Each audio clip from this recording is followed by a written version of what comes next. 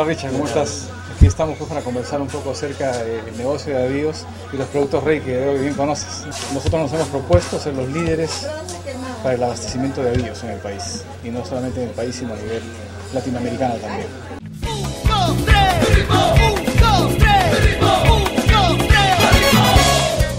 Yo salí de servir a la patria y me vine a trabajar directo a Gamarra. Hace aproximadamente algo de 9 años. Yo empecé trabajando a la vuelta con mi tío Raúl Bellido.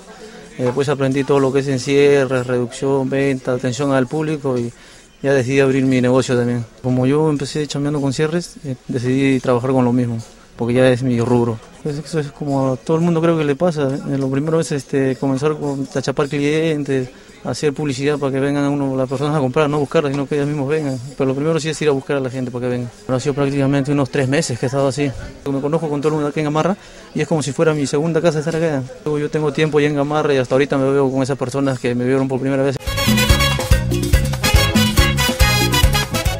Yo con Rey estoy trabajando hace casi los 9 años que me empecé, porque ellos fueron los primeros que me dieron la mano, me soltaron el crédito y hasta ahorita sigo trabajando con ellos. Básicamente es puro Rey que yo trabajo acá, no trabajo con otros cierres.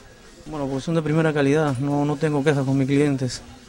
O sea, yo trabajando con producto peruano y otro peruano que tenga más trabajo también.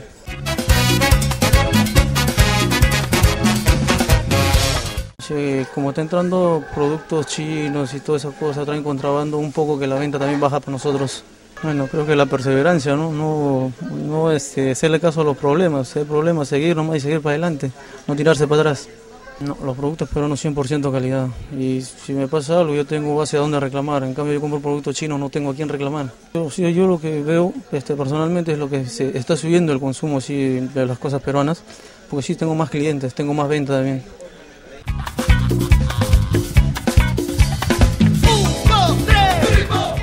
A ver, a todos mis amigos y al público en general, que invierten en productos peruanos, que no se van a arrepentir, van a salir adelante y siempre pónganle ganas y empeño a todo.